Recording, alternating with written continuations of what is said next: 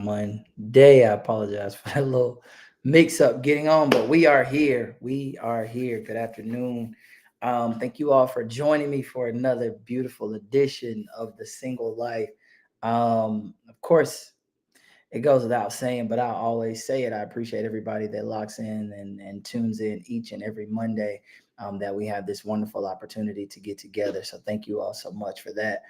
Without further ado, I really want to just kind of dive into it today because I have a lot that I want us to cover, and I want us to be able to cover it in a very timely manner, and not throw off anyone, or not, for sake of our time. I want to make the most of our time. So, good afternoon to everybody jumping in, and let's get into it today. Let's get into it today. I want to start a series that I probably will be in. My bad. Smile. Yes. Sorry. All right. All right. All right. We here. All right. Okay. So I want to start a series that we will be in for the next couple of weeks on the single life, if that's okay with you all. And it's entitled Faith Developed. Faith Developed. Faith Developed. Okay. Faith Developed. All right. Now let's get into it. Right. So I want you to understand this. Backwards thinking has become and will always be our greatest flaw in the world. Backwards thinking, right? Or if you don't like that term, instead of saying backwards thinking, let's just say ignorance, right? Ignorance will always be our greatest flaw in the world. And it doesn't matter where it came from, if you read it, if you heard it, if you were taught it, ignorance will still be your greatest flaw. So, in order for us to progress, we must do better. We must know better. We must learn, right? We must grow. So we've got to understand this. We've always been taught, we've always been taught that the single phase of life, right, is where we are to experience the world, right? That is the phase that we go out in the world and we do everything we want to do because we don't have any attachment to people and we don't have anything to make us pause, right? We don't have anything that we're bound to, right? That you're single. This is the time that you enjoy life. This is, and it doesn't, there's not an age frame on that, right? But that single phase is supposedly, as we were always taught and as we were always told, that is the period of your life where you go and enjoy, right? You're not attached, you're not married, you're not bound to anything. So you are able to just be free, correct? I know I'm not the only person that heard that growing up and throughout the course of their lives, right? I'm not the only one. But I have to tell you today that thought process is very wrong. And that thought process has led us to make some bad decisions because it's impossible for us to say that this is the period of life where we are free and we are able to go out and do all these things because we're never free. How can we truly say that we are free to go and do what we desire when we belong to God? We're not free. We're not free to just go out and just make choices that aren't of God. We're not free to just go out and do things that please our physical man and make our physical man feel good. We're not free to go do those things. The single phase does not mean freedom to just go and live that type of life. But however, we were taught that. So because we were taught that, we always said, yeah, I'm single. I'm single and ready to mingle, right? I'm single and ready to be out in the streets. I'm single and ready to go turn up and do like whatever you desire to do in that phase, we've always done it. And we've always felt okay without any level of guilt because, hey, I'm single. It's okay for me to do this right now. And I'm telling you, we've got to reconfigure that thinking. And I'm going to help you understand why I say this. Our thinking, and I'm reading from my notes, if that's okay with you guys. Like I really wanted to make sure I'm clear and got everything across today in our time, right? So our thinking is that we have quote unquote time. Our thinking is that we have time. I've got time to go, like, I'm single right now. So I got time to live my life. I got time to enjoy life. I have time to do the things that make me happy, right? I have time to do the things that I desire. I have time to do that right now. And then I will go back and fix, or not necessarily go back, but at a certain point, when I feel like I've done all those things, then I know it's time for me to, boom, make better choices. That we are living in a wrong error. Like we are living in error. Let me say, not say a wrong error. We are living in error with that thought process. Our mind has to change when it comes to that. And you may be confused, and so I'm gonna help you. I'm going to help you with that confusion today. I want you to jump to Romans 12, verses 1 through 2. And I'm going to read from the Amplified version, okay? Romans 12, verses 1 through 2. Therefore, I urge you, brothers and sisters, by the mercy of God, to present your bodies, dedicating all yourselves set apart as a living sacrifice, holy and well pleasing to God, which is your rational, logical, intelligent act of worship. And do not be conformed to this world any longer when it with its superficial values and customs, but be transformed and progressively changed as you mature spiritually by the renewing of your mind. Focus on godly values and ethical attitudes so that you may prove for yourselves what the will of God is, that which is good and acceptable and perfect in his plan and purpose for you. Now, I know we've talked about that and I know we've covered that, right? And so now I want us to cover that from a bit of a different perspective, okay? So therefore, I urge you, brothers and sisters, by the mercies of God, to present your bodies first. We are presenting our body. So that should tell you right there, we're not free with this body to go out and do what we want to do in this phase. Because the word said for us to present our body as a living sacrifice. Now, what does the word sacrifice truly mean? Sacrifice means to give up something important or valued for the sake of other considerations. Again, sacrifice, to give up something important or valued for the sake of other considerations. So God says for us to present ourselves as a living sacrifice.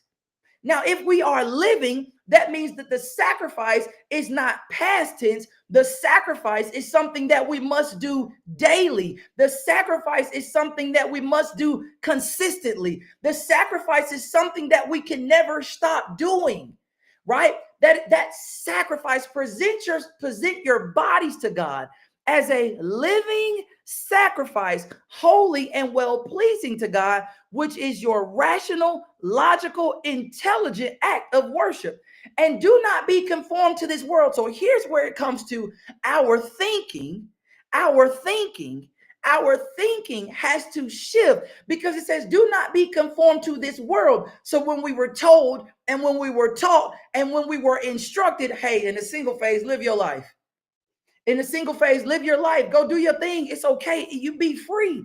Hey, don't worry about it. You got time to be married. You got time to be committed. You got time to be faithful. You have time for all that. So in the single phase, man, go do what you want to do. That is in direct opposition to what the word says, right? So our minds must be changed. We have to understand I'm in the world, but I can't operate how they operate in the world. I can't operate that same way. I cannot.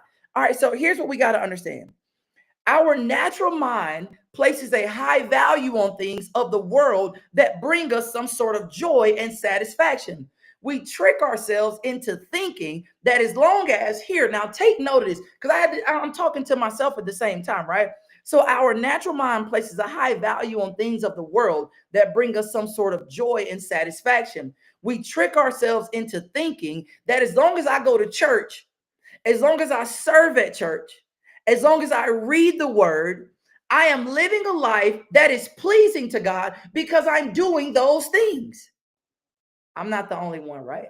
I know I'm not the only one. We check that box. I went to church. Boom, I'm good. Oh man, okay, all right. I spent time in the word. Boom, I'm good. Okay, yeah. I prayed this morning. Boom, I'm good, right? I'm checking off all the boxes, and in those boxes, my natural mind says I'm living a life that's pleasing to God. But the only reason why we say that is because we don't really want to address the areas that we know really need change. We don't want to address those areas. We want to just act as if those areas don't exist. We want to just say, okay, God, this part of my life is for you, and then this part of my life is for me. And I'm telling you, our minds must be renewed. And when our minds are renewed, we begin to let those things go. We begin to separate ourselves from those things that we felt like we were connected to, those things that we felt like we had a strong desire to do, and we felt like we had to have. There comes this time of separation. And see, that's what this single phase is about. Our faith must be developed. Well, George, how is our faith developed? By a renewed mind. by a renewed mind. Okay. All right. I got you. I'm telling you, I got you. So here's the thing. We trick ourselves into thinking that I'm living a life that is pleasing because here's this caveat.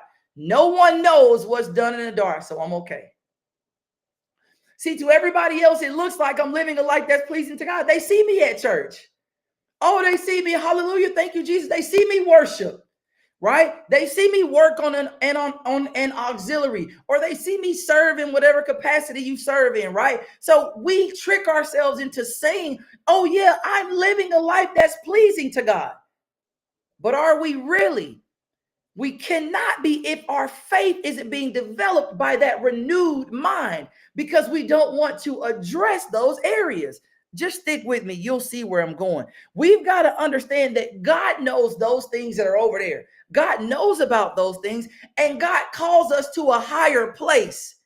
God calls us to a higher standard. You can truly only understand this when you start to renew your mind.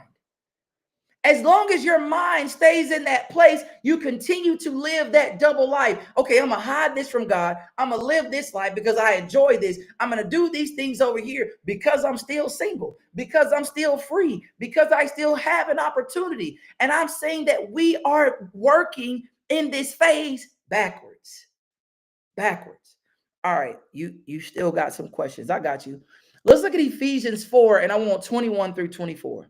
Ephesians 4, 21 through 24.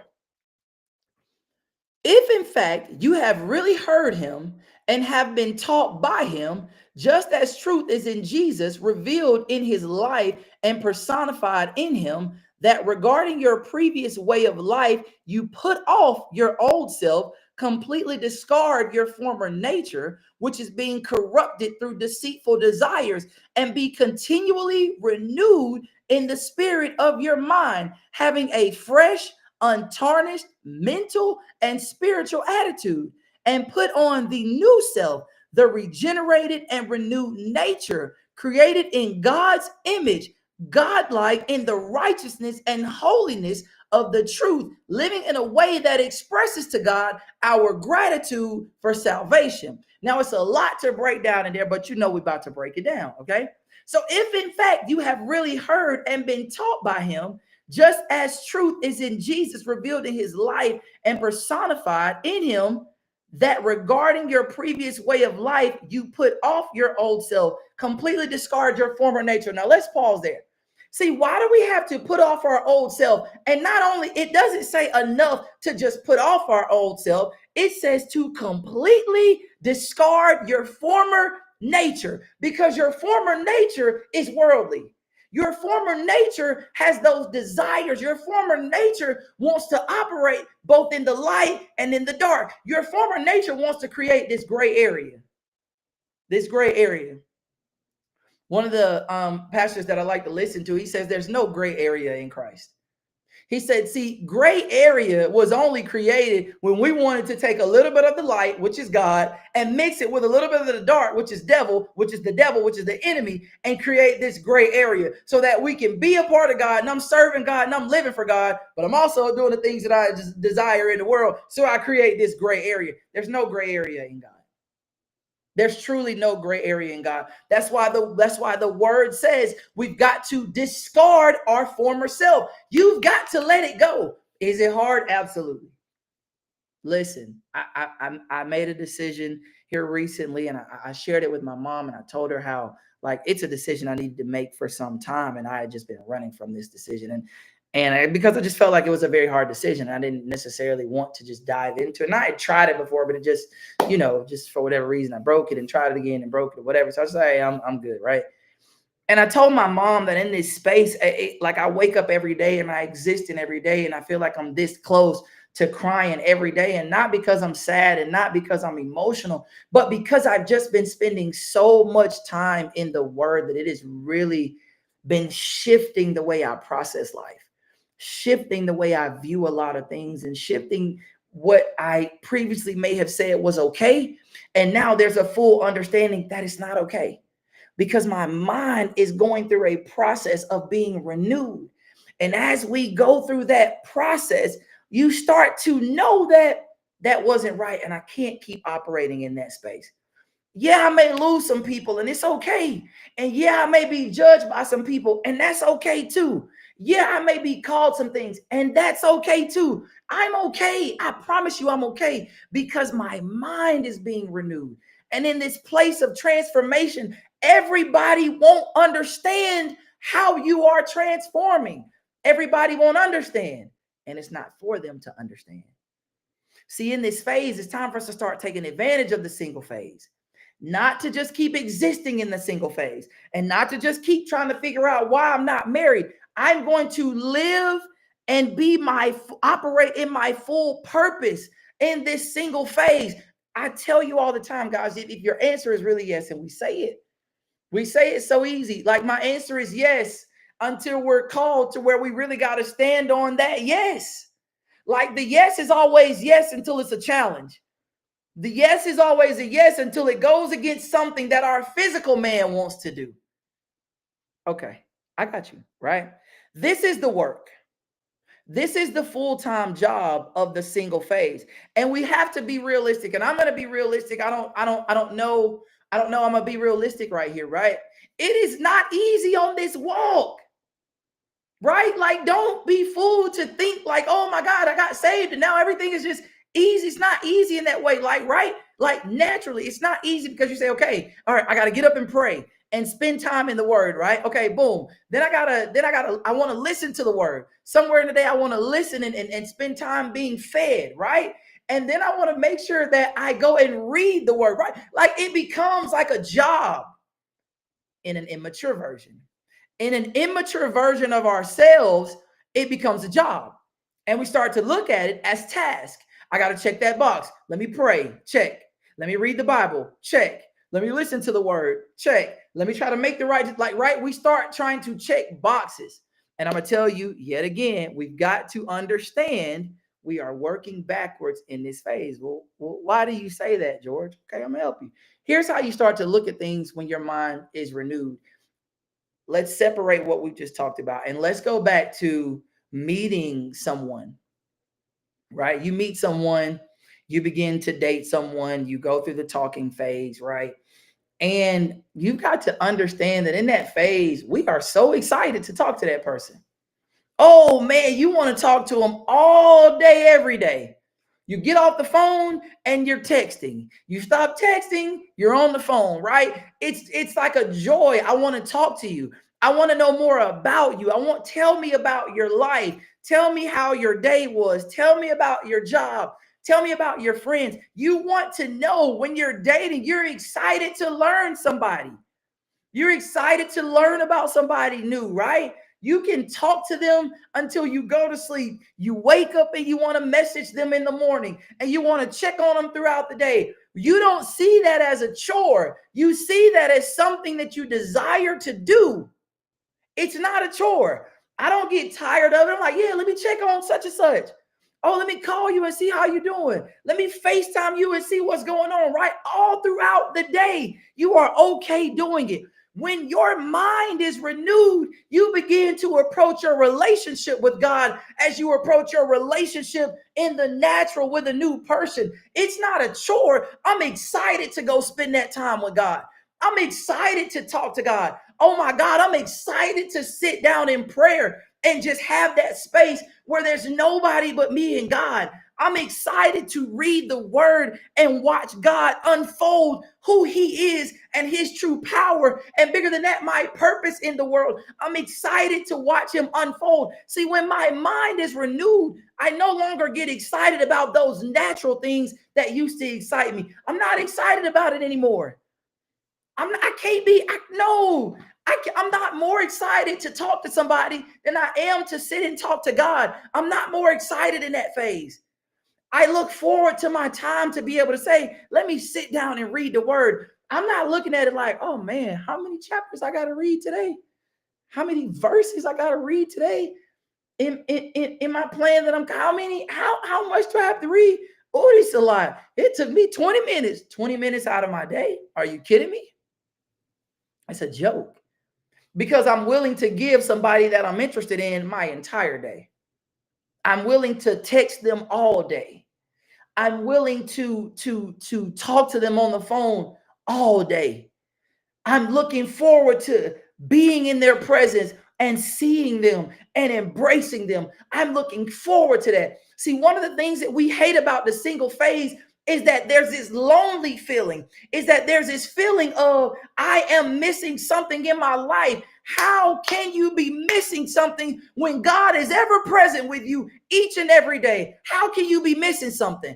Because that immature thinking is like, I'm looking for a person. Baby, I'm not looking for a person. There's nothing more fulfilling and nothing more rewarding than my time in God. There's nothing I look forward to more than the presence of God. I was telling my mom that last week or the week before that, right? Everybody was kind of posting on social media like, your Apple Music, once you get to the end of the year, you start, like, your different apps will tell you like how you performed in the app for the year, like what you did, right? And so Apple Music shared like my top 5 artists who I listened to the most in the last year, and the top 5 albums that I listened to in the last year. And then it gave me a breakdown of who was my favorite artist, like month to month, like a really in-depth breakdown of how I spent my last year musically, right? Musically. And it also gave me like the time, right? And so as I'm reviewing that, God says to me very plainly, He said, George, imagine where your life would be if you gave me that amount of time. That was all He had to say to me.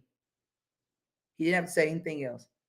It wasn't a chore. It wasn't like, oh man, let me try to figure out how I can split my time. No, it wasn't a chore because my mind is renewed. So, God, if you are telling me essentially that I'm not giving you enough time and I'm finding ways I'm excited when somebody drops a new album, right? I was excited when some of my favorite artists would drop a new album because they typically drop a new album on Fridays. And when I would get up in the gym and be in the gym at 4:30 in the morning on Friday, oh, you best believe I'm listening to the album from the time I woke up on the way to the gym and all through my workout in the gym. And when I finish the album, I'm going back to play it again. And when I finish it again, I'm going back to play it again. And then I'm going to go through and listen to the specific songs that I fell in love with.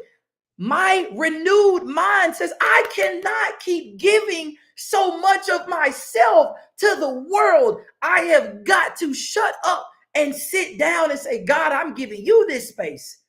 God, this is your space.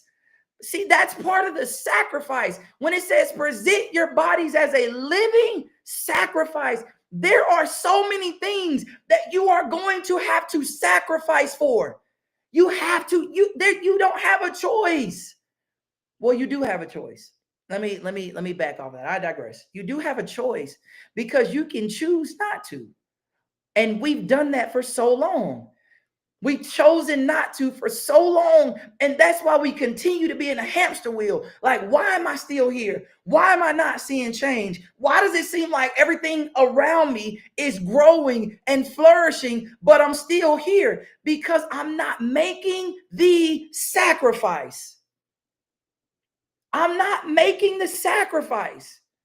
And when you really want something, you sacrifice it. You will go after it. With all costs, you will go after it. Man, listen, when I was in school, I played around in college for the first couple of years. My parents can attest to this because they were paying for classes that I was dropping and flunking out of. Just because I would like not go to class or like go to class and be playing around in class and withdraw from a class. Like I was playing around.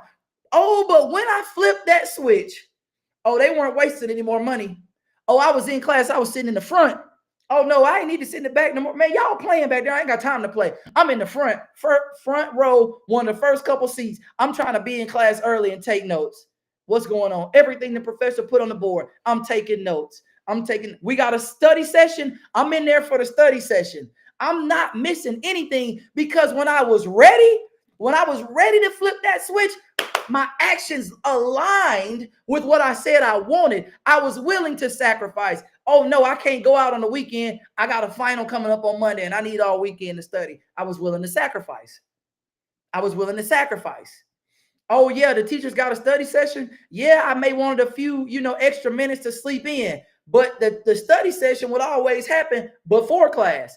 Like, some professors will have two study sessions. You might have a study session like on the weekend. I would love when they would do it on the weekend on a Sunday afternoon, because they really trying to test and see how bad do you really want this on a Sunday afternoon. You're going to come to campus and sit in class. Oh, it was a sacrifice, but guess what? Because I was ready and because my mind was different, I was there.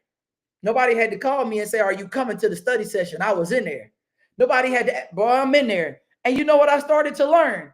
In the study session, they were giving the test. They were providing the test. Like they're giving you the test. You came to the study session. I went question by question on what was going to be on the test. I gave it to you. I gave it to you. And those who sacrifice were able to see it. Listen, I'm going to tell you this and I'm done. Let me make sure I covered everything I wanted to cover in my notes. All right. Yeah. Okay. So I was talking to my friend, Miss Bethune, my best friend. So we were talking and I was telling her there's this one particular food truck and I love this food truck. It's a sushi food truck, right? And they make these sushi burritos, right? And they always say that they're going to be in a place and they'll say, oh, we're going to be here from 5 to 8, right? Or we're going to be here from 11 to 2, right? And I promise you this, there have been multiple times I have driven so fast to try to get there before that time that they were going to leave because I really like crave this truck, right? And so I would drive and I mean like I'm on it to get there and I get there at the time before they're supposed to leave and they're already gone. And I mean, it's happened like 3 or 4 times. I've DM'd them multiple times. They never respond to my DMs. I would say like, I think the last time when they posted where they were going to be, I DM'd them and said, are you going to actually be there until the time that you say you're going to be there? Nobody responded to it and it was okay, right? And so I'm telling my best friend we were talking about this last week. And she said, they probably make the decision to leave when it's slow. They probably say, hey, it's slow. I'm going to go ahead and leave. And I'm saying, here I am trying to bust my butt to get there and you ready to leave because it's slow. And as we were talking, God started to talk to me in my soul. I just felt it. And I said, wow. Like I just paused because I was thinking like, how often in life do we leave a period of time before it's our time to leave because it was too slow, because it was moving too slow? We didn't feel like we were having enough change. We didn't feel like enough things were happening in that phase. So we moved on. And God said, you were supposed to still be there. It wasn't time for you to leave yet. I needed you to still be there, just waiting on me. But we left because we said, nah, I'm ready to go. I need to move and go do something else. This is not working out the way I thought it was going to work out. This isn't moving the way I thought it was going to move. So I'm going to go ahead and make the decision to leave. How often in life do we leave as God God has already set everything up? How often do we leave early when God's like, you right there and I'm trying to show it to you? You right there. I just need your obedience. I need your true yes. I need your sacrifice. I need your sacrifice. I need your sacrifice. Yeah, you're going to have to stay a little longer. I need your sacrifice. Yeah, you're going to have to endure a little longer. I need your sacrifice. Yeah, you're going to have to sow when you don't feel like you have what you need to have to sow. God says, I need your sacrifice. I don't need your money. I need your sacrifice. I'm asking you today, see, when your faith is being developed, you understand the benefit of the sacrifice. Because if I listen, pause. How often do we sacrifice for everything else in our life? How often do you sacrifice for family? How often do you sacrifice for friends? How often do you sacrifice for the job? How often do you sacrifice for your children? How often do you sacrifice? Every area of your life, you're willing to sacrifice. And it comes to God and we don't have time to sacrifice. It comes to God and I got no sacrifice left. I'm ready to move on. It comes to God and I know, God, I'm tired and I'm tired. I don't feel like it. Come on. The sacrifice. As your faith is being developed, allow God to stretch you. He's not going to break you. You won't ever be broken. The scripture says, yea, do I walk through the valley of the shadow of death, I will fear no evil. Why will I fear no evil? Because he is with me. I won't fear what I'm facing because he's with me. I won't fear the circumstance because he's with me. I won't fear the hardship because he's with me. I won't fear the wrongdoing that I had to go through where people were wrong to. I won't fear it because I know he is with me. I won't fear when I feel like I'm pushed against a wall because God is with me. God is with me. So I'll continue to sacrifice for you, God. I'll continue to sacrifice for you every day. I'll sacrifice when I don't feel like it. I'll sacrifice when it's hard. I'll sacrifice when it's a struggle. God, I will sacrifice. And I will continue to sacrifice because you are with me. How often do we sacrifice for people and you look up and the very people that you sacrifice for are not there? How many times have you sacrificed for the job and then they fired you? How often have you sacrificed? And then it comes to God and we say, I don't have sacrifice left for you. I'm telling you, we are approaching the single phase wrong. We've been approaching it wrong. We've got to renew our minds and allow God to work and allow God to work something special in us and allow God to show us our purpose and allow God to listen, man. We are operating in a time. We are operating in a space where it seems like things are getting more and more chaotic.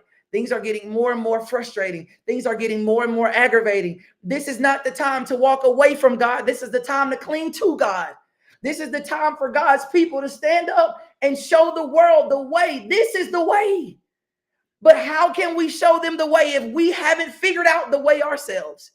We got to stop wasting time. I don't want you to wait till January and talk about, oh, in January. Man, no, because if you start saying that, you're only giving yourself a longer time period of excuses to continue doing what you've been doing. The time for change is right now. The time for change is right now. I don't need another day. I don't have to keep stalling. God, I'm ready. God, we're here. God, my yes is truly a yes, and I'll prove that my yes is a yes every day. I will prove that my yes is a yes. I will continue to prove that my yes is a yes. Like we often say, and I said this earlier, we say our yes is a yes, and when it's challenged, the yes is really a maybe. The yes is really a, I don't know, God, is some hesitation in there. And I'm telling you that God is calling his people that the yes is really a yes, and you can stand on that, and you're strong in that. You believe that your yes is a yes. So when God calls you, it doesn't matter what he calls you to. God, my yes is a yes. My yes is a yes. It doesn't matter. My yes is a yes. I don't feel like it. My yes is a yes. It's hard. My yes is a yes. I don't feel like I have it. My yes is a yes. My bank account doesn't reflect it. My yes is a yes. It has to continue to be a yes. Guys, I appreciate you guys being with me today. I apologize. We're right at 33 minutes. You know, I like to be under 30 minutes. So I apologize for the length in that, but I appreciate you guys for tuning in and locking in. I hope you guys have a phenomenal week. Hey, listen, Christmas Eve service, CRCC, 4 I think, yeah, 4 p.m. I want to see y'all. Christmas Eve, CRCC, make sure you guys are over there for that. Other than that, man, you all have a phenomenal week, man. I love you guys, and I'm so thankful for you guys. And I pray for your strength.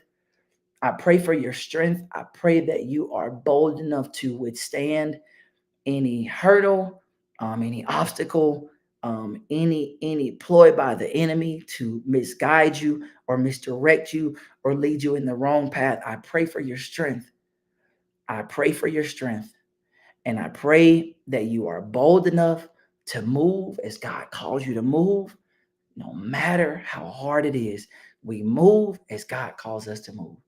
All right, man. I thank you guys so much, and I hope you have a phenomenal day. Be blessed.